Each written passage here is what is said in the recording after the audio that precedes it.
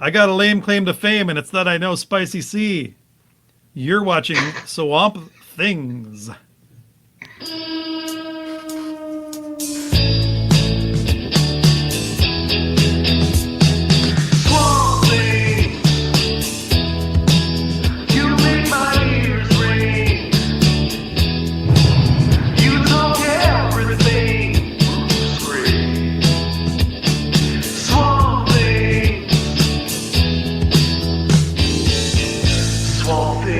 I think I love you.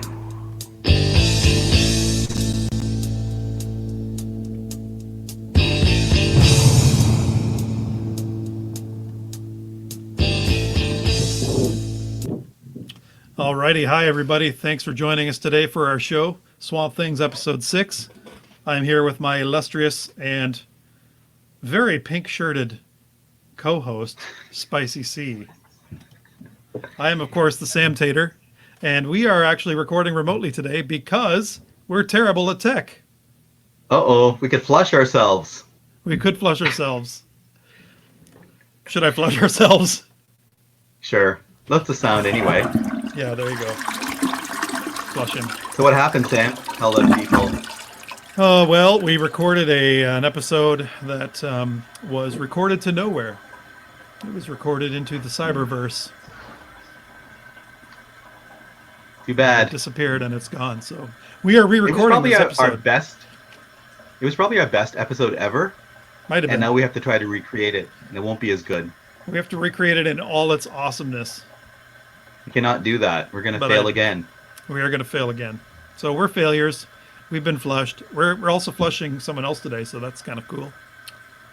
Yeah, one of our friends. Yes, one of our Hey, friends. Sam, what's new? Whoops. Oh, hang on. Apparently I wanted to watch the rest of that show.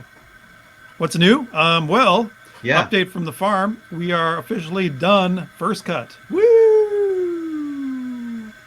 First cut. First cut hay is done. First cut hay. We worked really hard at it. Not last week, but the week before when it was like 38 degrees. We worked hard at it and we got it done that weekend. So we are actually done now. Lots of bales, lots of round bales, lots of sweat, lots of blood, sweat, and tears. But we're finished. It feels good. Is first cut hay the best of the hay, or does it vary depending on the year? Actually, it's just different. And I don't exactly know the difference, but we feed different cuts of hay to different cattle at their different ages. So the early first cut I heard is good for the milking cows. Mm-hmm. It has more something in it, protein. Once the grain flowers, once the hay flowers, like once you get alfalfa with like flowers on it, the purple flowers, I believe that's better for like growth. So it's better for like the beef cattle, the beef herd. So I don't know. Dad manages all that. We keep the second cut and first cut in different mouths so that you can choose which ones to use at any given time. So yeah, I'm not a real farmer, so I wouldn't know. But you're a farm boy. We discovered that yesterday, right? Yes. I'm a farm boy. For someone like kind of a semi-city rural dweller, you are like a farmer, but I can tell the difference. You're not really a farmer. You're a pretend farmer. I can tell. Yeah. So what's new in your world? But you do a lot of farming. New in my world, wedding dress shopping. I was not part of wedding dress shopping, but I mentioned before our son Michael's engaged a young woman named Emily. And Mary and May last week and the week before went wedding dress shopping with Emily and her mom, her sisters, and the other bridesmaids. So that was a lot of fun. They went to Strathroy and then to Clinton.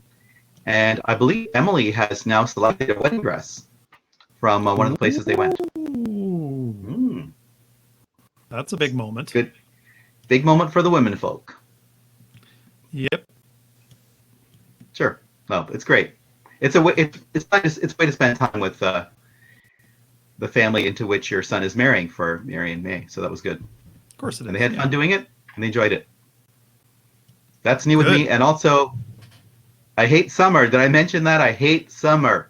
Why Let do me you say hate that summer? again. I hate summer because it's too hot. I love winter. The only thing I don't like about winter is that winter driving can be scary. But besides that, I don't work outside. I used to work outside in the winter for many years. I actually liked working outside in the winter because I was always moving. We used to go on hikes with kids on school retreats. That was great. Working outside in the winter could be a real trial, I'm sure, but I don't know. Humidity just like does me in. I've got no energy, so that's why And I hate summer. Go you away. also have a broken air conditioner in one of your cars. Oh well. So that Life doesn't goes help. on. It does not. Who No. cares? All right. What's up, Sam? What are we doing? All right. Well, today we have a very special Inspector Gadget episode. One that was recorded at the Homestead Farm in the Greenock Swamp. And I'm telling you, if you're launching potatoes out into the woods and you got your kids around, there's not much more Greenock Swamp than that. That's classic. So we recorded this video on our lawn, me and the boys launching the potato cannon, and this is today's episode of Inspector Gadget. So I hope you enjoy. Inspector Gadget. Okay, today for Inspector Gadget, I'm going to show you my potato cannon. Here it is. A few features. We've got barbecue ignition, got a safety switch, a push button horn button for the trigger. We've got several removable barrels.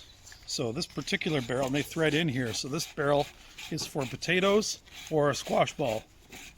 Squash ball fits perfectly in here, but as you can see, it's been sharpened at the end, and that's so that you can cut the potato right into the barrel.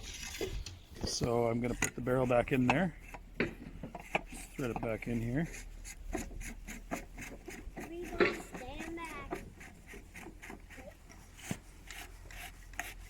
Like so. And the breech is at the back here. So this end cap, 4-inch end cap, threads off here, and then you can see the barrel there. And that's where you put the potato. I'm going to demonstrate. Come on up closer. Okay, so we got some nice rotten potatoes here. We're going to just take the potato and you just shove it in here. Like so. See, it cuts it right in there. Nice and tight. For fuel, we use Right Guard Sport regular original deodorant. This is the best stuff. I've tried all kinds of different fuels. This one is the best. Can you believe that some people put this on their armpits? No. Neither can I. Pour a generous amount in there and put the cap on quickly. Let it vaporize. And then Whoa, that was close. there you go. Demonstration 1. Should we do it again? Sure. Okay. Ooh, that one's rotten. Dang. That's gonna be nasty. Doesn't matter.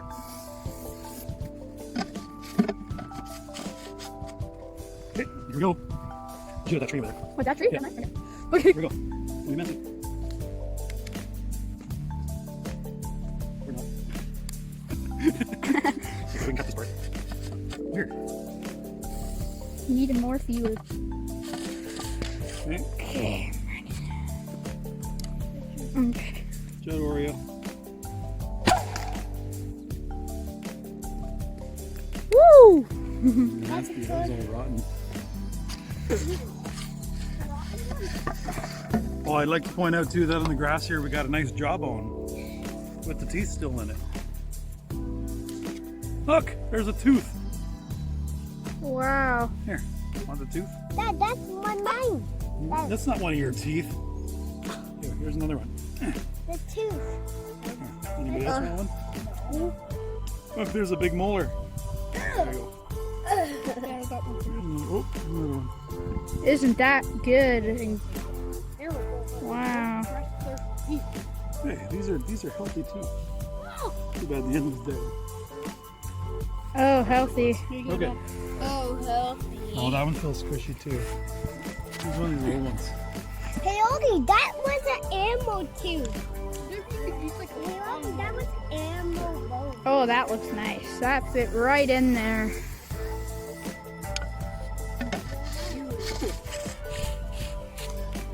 Okay. Okay. Ready? Yep. What are you shooting at?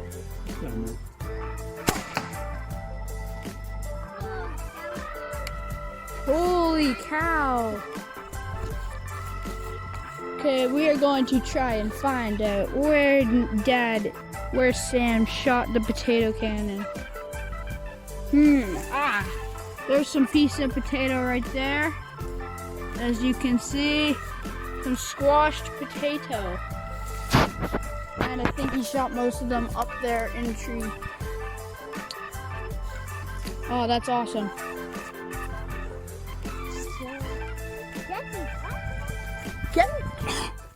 All So right. you're What do you just gonna cut think? What do you I think think about it's that? great. I've seen the potato cannon in action over the years, but yeah, it's awesome, and it's very Bruce, I would say, probably way more than Gray, because things are a little wilder out in the middle of Bruce in the Green Oak Swamp. So yeah, Another thing that just kind of randomly happened in that video was finding the jawbone.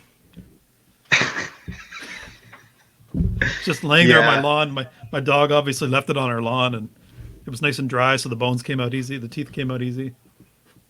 I remember years ago, our dog must have found these in the swamp where we had trespassing hunters, I figure. Anyway, there was like 4 deer feet. She brought them back to the yard so she could chew on them.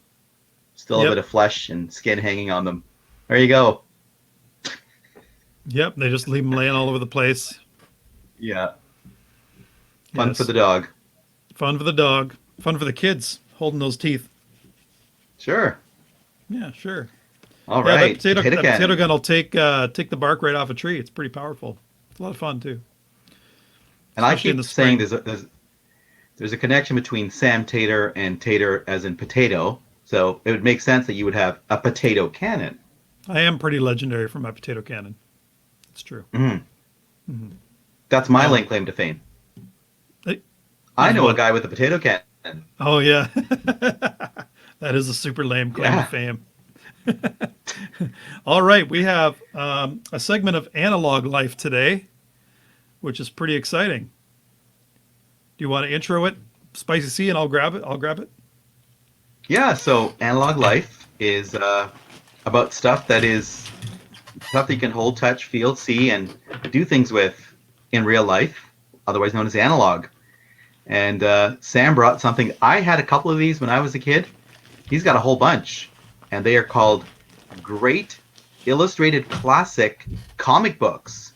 So Sam, you want to just hold some up and show us what they look like? And Okay, this one is called 20 Years After. Is it backwards? It is Or backwards. forwards? Oh, okay. Hang It's on. backwards. Let's flip. There we go. There you go. 20 Years After, Classics Illustrated. So But these that were, particular story. Sorry.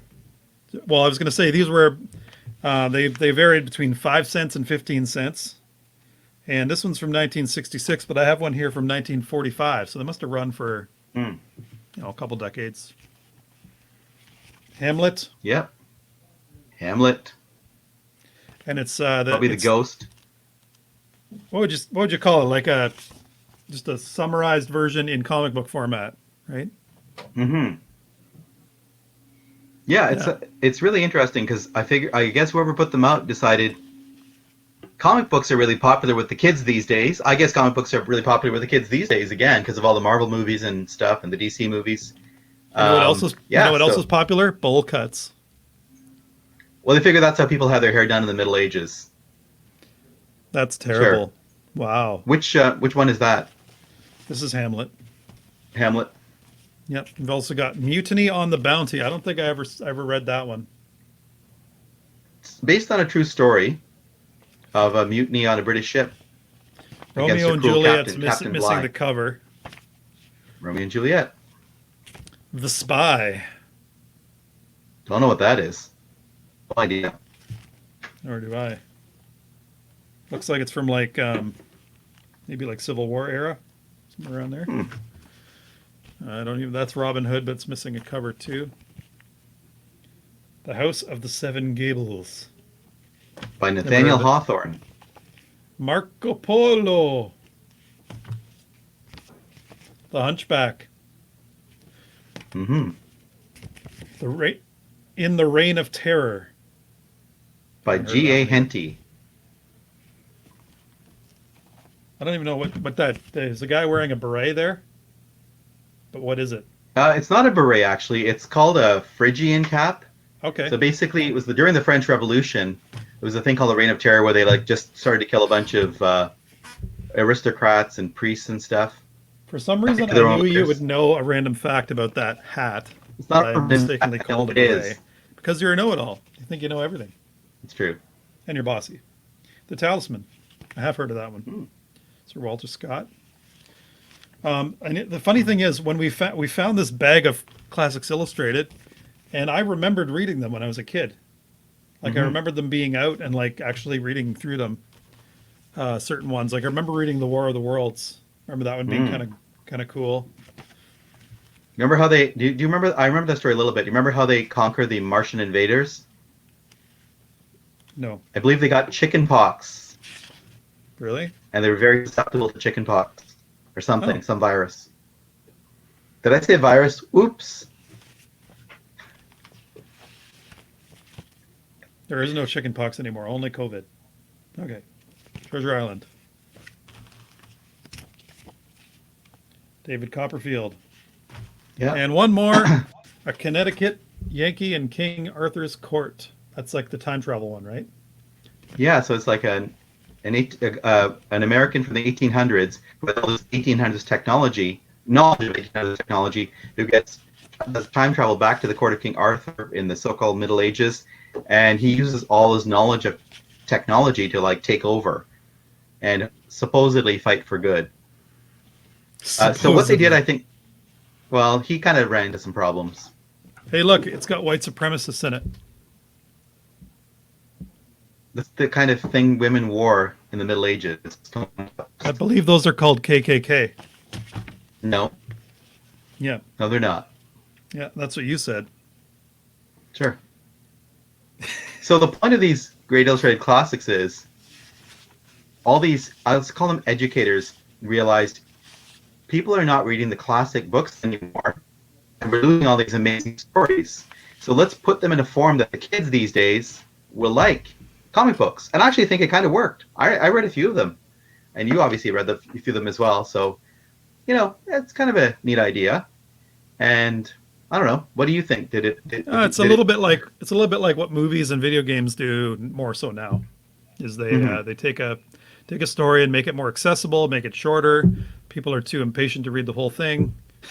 So Yeah. it shortens it down. You know what? It reminds me a bit of I'm not one of these people, so I'm not really into this, but people are like really, really into Hamilton, Yeah. the musical. Oh, So they yeah. took a I real know few historical people. figure.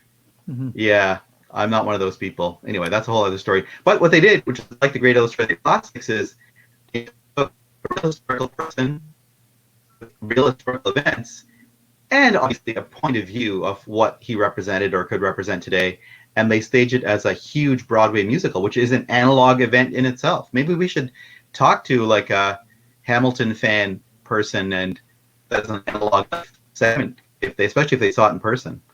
Going to musical theater, that's analog. Yes, I know at least one person who's obsessed with it. Yeah, I know a few. Constantly singing the songs. Gets pretty annoying. Yeah. Yeah, So that's It makes analog you think life. about- that is analog life. Thanks, Sam. Hey, you're welcome. Today, for our Catholic content segment of the show, we have a video that we recorded way back when. And it is the second of 3 myths that we find about the Catholic Church that we've heard from different people. And this myth is about, are Catholics judgmental? Yes or no? Well, I guess the myth is that we are judgmental. So we try to debunk that myth in our best way possible.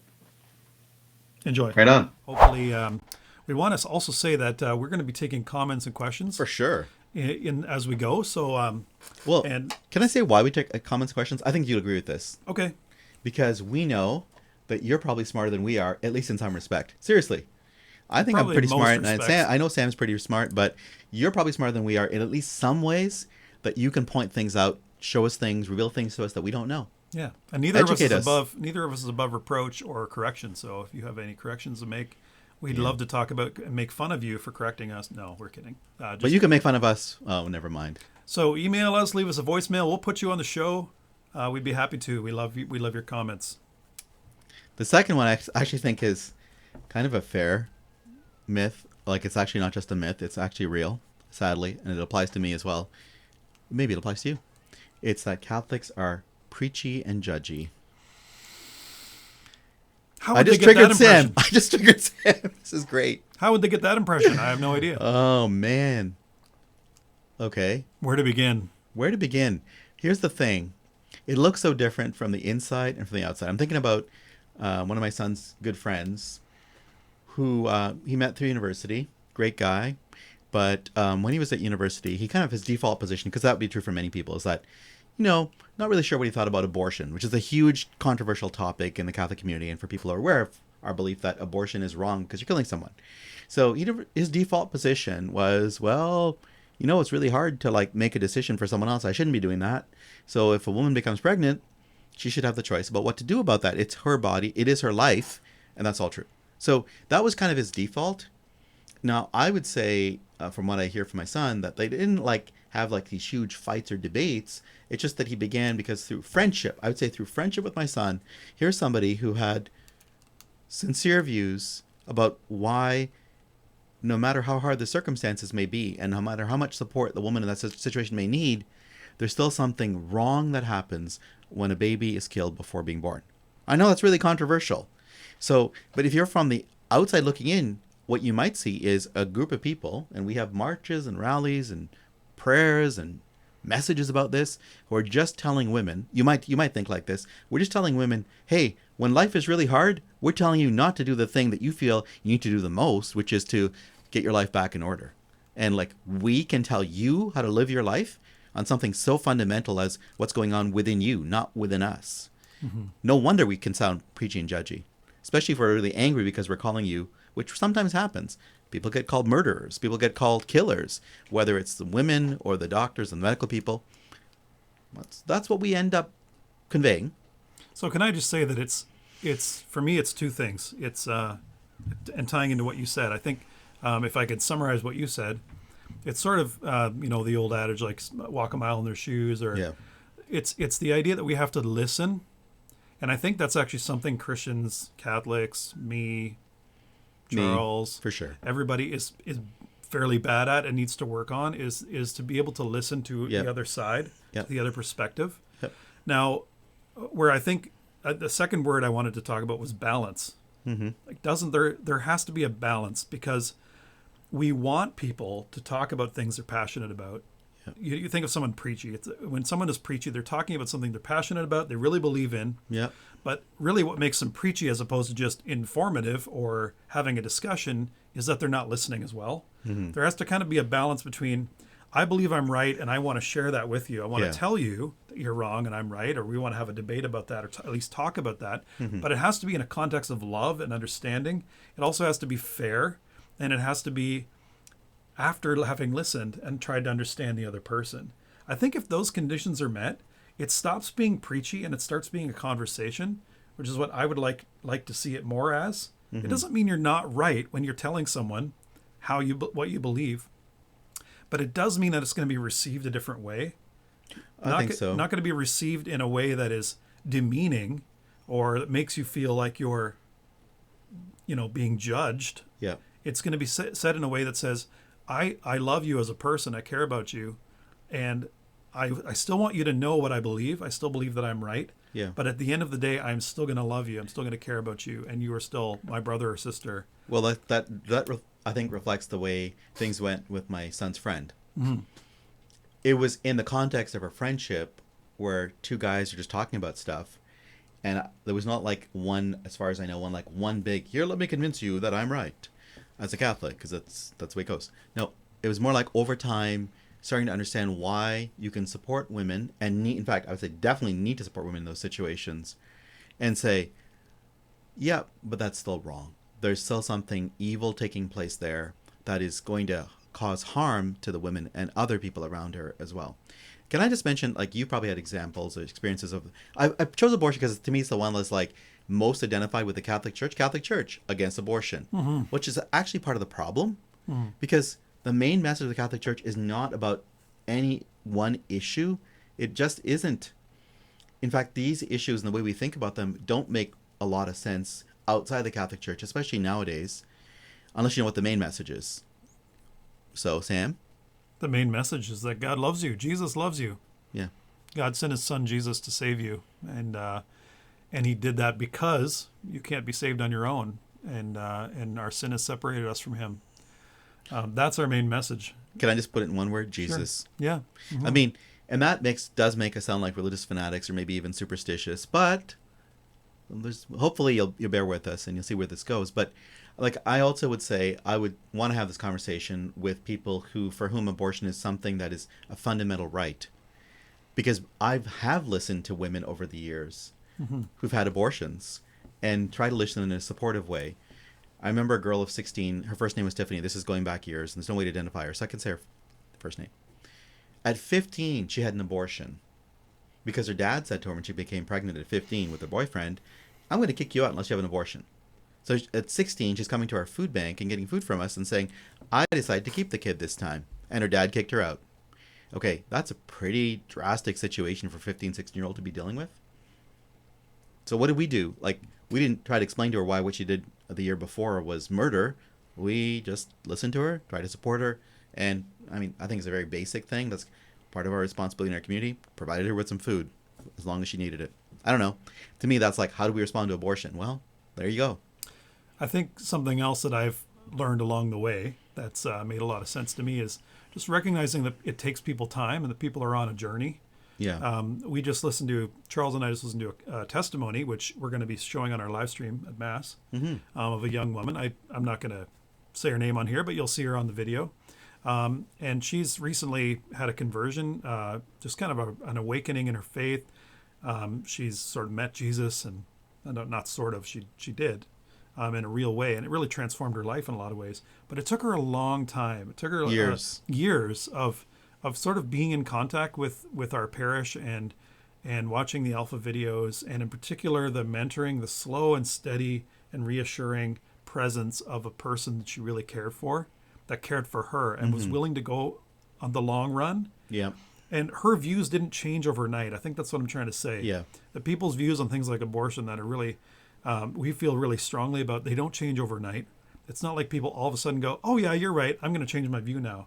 It's so nuanced and it takes so much time, and there's so many other things connected to it that we have to be really patient and gentle with people. Let me push back from the Catholic point of view. You might be Catholics listening here, or other Christians who know abortion's wrong, who will say to us, or say to you, say to me as well, hey, you guys sound like relativists because there's so much nuance. Yeah. Where's the truth? Mm-hmm. What would you say? I'm going to put you on the spot, but I'm happy to answer that. I just think that's a question that's out there. Absolutely. Yeah. We're not taking a hard enough stand if we put it that way. Right. I would say, what's the end? What was the end goal? Is it to win someone over? Is it to actually introduce someone to Jesus and have them end up in heaven someday? I think that is the goal. And if that's the goal, then how do we get there? Do we get there by with the hammer? Do we get there with the stick? Do we get there with the carrot? I think we have to be really careful. Not that we're going to water down our faith. Not that we're going to water down what we believe. I said that at the start when I was talking about being preachy. It doesn't mean letting up on what you believe. It doesn't mean conceding on your beliefs. It means understanding where people are coming from and being gentle with them. Okay, so this is kind of one of my themes, I think. I hate it that there are certain conversations that you're just not supposed to have. That just bugs me. Right. Because as much as I'm going to say, I want to be able to express my views clearly and thoughtfully and respectfully to you, I'm hoping that I'm listening to you express your views clearly and thoughtfully and respectfully, not just so we can exchange views, but because there is truth and we're on the same journey. Like, we're on the journey too, as you know. I got this from you kind of too. Yeah. It's like, I'm on a journey. I don't know everything. I know what's true in the sense that I believe it, and I've reasoned through it, I've thought through it, I've lived through it, but I have a lot more to learn. God has a lot more to teach me, and you probably, again, like, People who believe in abortion can probably tell me things that I haven't thought about why abortion should be taken as something good. I'm not going to be convinced by that. I can't imagine being convinced by that. But that doesn't mean I can't listen. I definitely want to listen. And there are so many examples from the Gospels, from the life of Jesus, where he doesn't water down what he's saying. Yeah. He doesn't detract from his teaching, what he's trying to teach us. Yeah. And yet, I'm just thinking a famous one is the woman caught in adultery. Sure. He does say, "Go and sin no more," but that's after accepting her, Protecting her from the from the men her. who were about to have her killed, Right. according to what they interpreted as their law. And what he does to send them away is basically points out, none of you are without sin, right? It doesn't mean what she did was right. Yeah. That's very key. And that's, I guess, what my response to what you're saying about someone Sure. who might say, aren't you just a relativist? Where you're just like, oh, just everything goes. It's all the same. It's not Yeah. all the same. There is right and wrong. I really believe that. And obviously Jesus did as well. But at that moment, he didn't say like, what are you doing? You caught in adultery. You're a terrible sinner. Yeah. In fact, if he had said that, it would have been just and right for them at the time to stone Yeah. her to death. That was the law. So I do want to say, because you and I both have been involved with pro-life activities, both here in Hanover, you have myself in the community in Dundalk, and we got into some national events and stuff. That's very important. I want to say that. And I think often done, especially the organized events that I've been part of, that you've been part of, with a lot of respect, but clarity about what we believe abortion to be and why. That's important. Yep. But it's not everything. It's only one part of being what I would call pro-life, or what we would call pro-life. It's like another part is like living with people who are your neighbors, your friends, your family members. Right. And it's like, okay, this is a long journey. We're all on the journey together. I'm going to think some things you did or that you support are wrong. You might think the same of me, but we're still on the journey together. Do you know what I think is really convincing about the pro-life movement in some ways? I think of the March for Life in Yeah. particular. What's convincing to me is the joy. I think that what really sets those two sides apart in Ottawa, and I don't know when the last time you were there. I've been a couple of times. Yeah. And I know that they have their place. They're not everything, as you said. Yeah. But I do like the joy. I like this. There's singing. There's smiles on people's faces as they're walking down the street. It's a happy event. I think that says a lot. I think that tells you a lot. It's not angry. It's not angry. It's not vicious. It's not insulting. It's really quite a joyful event. It's in contrast actually to the other side and their in that approach. circumstance. In that circumstance. Yeah. So I do like that about it. But So are we preachy and judgy? I'm going to say too often we actually are, including me. I'm a dad. Sam, you're a dad. We can start with our kids. They probably agree with that. I definitely have been preachy and judgy with my kids in a way that I can't undo, because my oldest is 26, my youngest is 20. They're on their own. I still have time, You still have time. but I'm not probably going to do it. So. Yeah. So we can just start at home and say, too often we are. And I think the gift of listening is a mutual gift we can give each other. I'll put it that way, which is not the same as relativism. Yeah, exactly. It's not. But I don't want to tone down serious conversations so that we don't hurt each other's feelings. That just drives me crazy. That's why I love it when people have strongly held views and are willing to express them, and I want to listen. All right, everybody, it is time for Flush This.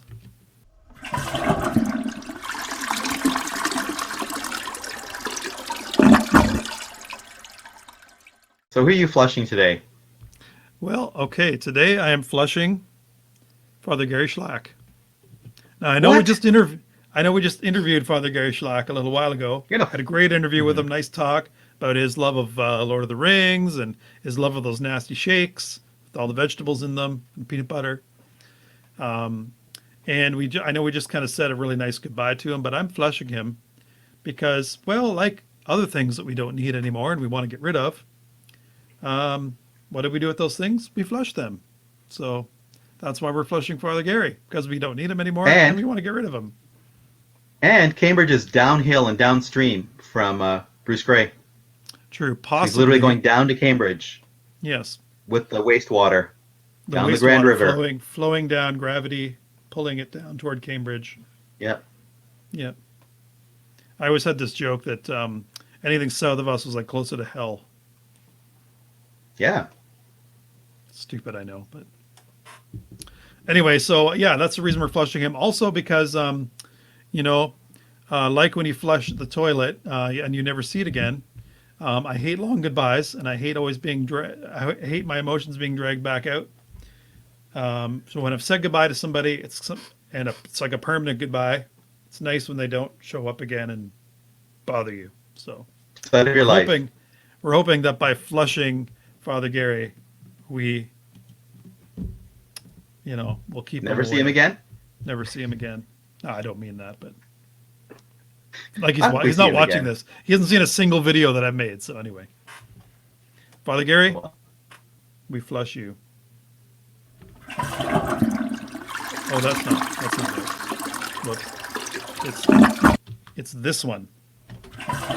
There. Now we get to enjoy the beautiful sound of the water coming up. Fresh, clean water. The poop is gone. The fresh water is coming. And soon it will reset the process so that we can flush the next poop down. I love it.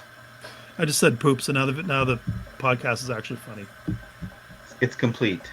It's complete. Got to say your words for a My 10-year-old boys to favorite, laugh at. my favorite word in the whole world. What a guy. Okay, everybody. We know you've been waiting for this segment all day. It is time for Raptors Update.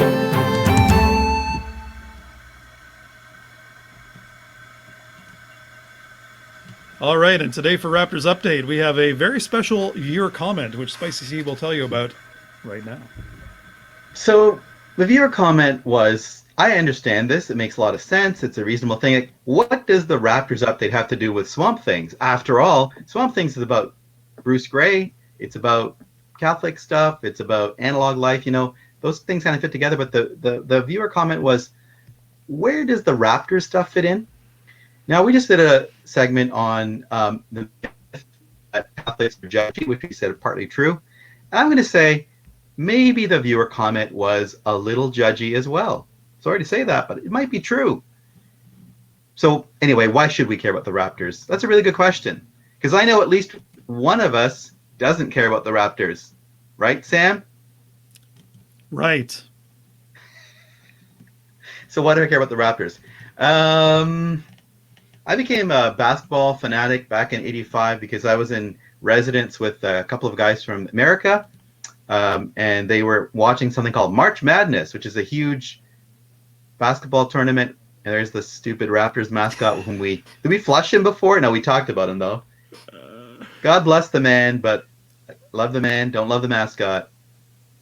I like the man and the mascot, but not the mascot. Exactly. Because we're Christians. We're called to respect and love everyone equally because they're all children of God made in his image. Something like that. He might be horribly disfigured though.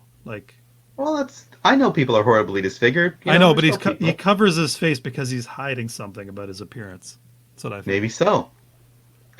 So I became a huge fan. And first of all, I got to say, there's something about basketball I love, which ties into something I love in general in life, which is teamwork. I think of all the big sports that people watch or follow or play, it requires the most teamwork. You got 5 players on the floor at a time for each team, and they have to, if they can function as one, it's constant communication, knowing what your fellow teammates like and don't like, and even at very low level of skill, which is me, when I played a lot of basketball when I was younger. A team functioning well is a joy to watch, even if you're not really into exactly what they're doing. It's just a joy to watch a team.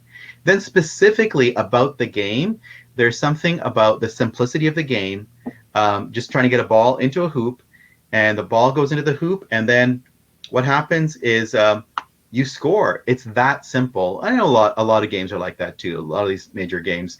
You dribble, you pass, there's some skill involved, there's a lot of athleticism. I think it's just great to watch people doing some of the stuff you can do when you're really athletic and playing basketball. Okay, but what else is there? Why do we care? I think starting probably in the 90s with Michael Jordan, basketball became a huge part of our culture, like mass culture, media culture, and definitely on social media as well. So I don't follow culture at all. I'm not going to I'm in my 50s, whatever the kids are watching these days. I don't care. I'm not paying attention. However, just by paying attention to basketball, I get to kind of slice into culture that deals with a lot of things that a lot of people, especially younger people, I think, care about. I don't care because I care about the issues, but the basketball is like a lens into things like definitely like money. So one of the weird things that happens when basketball players are drafted to play in the NBA is you can get guys who are really, really poor, incredibly difficult lives. Then they get selected in the NBA draft to play for an NBA team for like really poor to multimillionaires in a moment. They're called to the front of the room and their whole life is changing. And they call that, even, there's a term for it in the basketball world, generational wealth. Into your family. And it's great for those guys, but also can cause problems and issues because when you have a lot of money, it doesn't make life. You have to think about money, poverty, and definitely as well with basketball, for a variety of reasons. We're talking about race. It comes in. You got a lot of obviously players who are black, African American background. You've got Africans from Africa who are culturally quite different than Americans. You got Europeans. You got a bunch of Canadians, more Canadians than any other nationality in the NBA right now. So you got this whole cultural mix going on too, and some of these players take stands on these issues. Some of them don't. So again, I don't follow the issues, but just by following basketball, I get a kind of lens into what the heck is going on out there that people care about. So all for those reasons, and plus it's just a lot of fun. So and part of our whole Swamp Things idea is like we're just like mixing a bunch of stuff together always makes sense.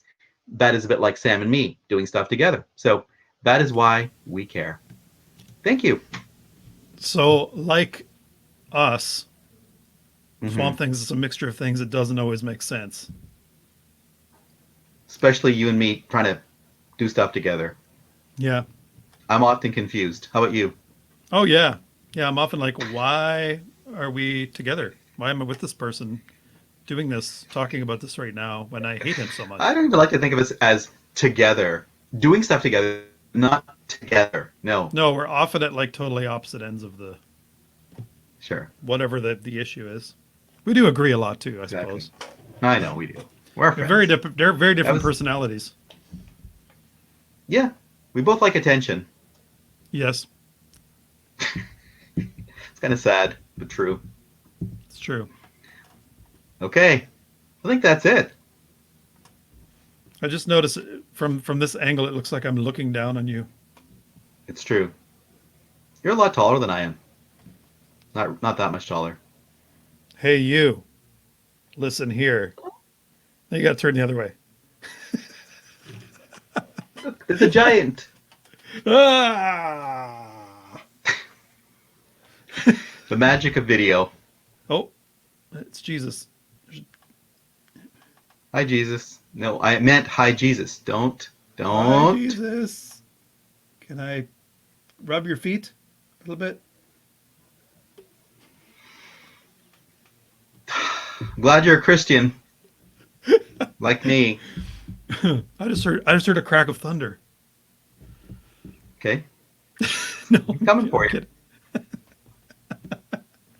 Poor Jesus. He takes so much abuse, and then I make fun of him. Are we done yet? I do love him. Are we done yet? You want Yeah. this to be over? All right. For the sake of our poor viewers. For the sake of our poor We're viewers, just like nattering on. we better start the background music. So I want to thank everybody for joining us today, for being here with Spicy C and I on this remotely recorded episode of Swamp Things. We want to thank you for joining us. Send us your comments.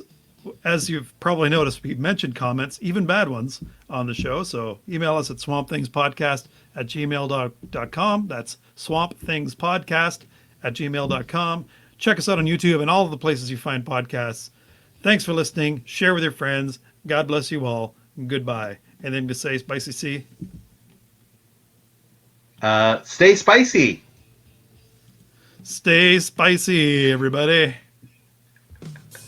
All right, we'll see you later.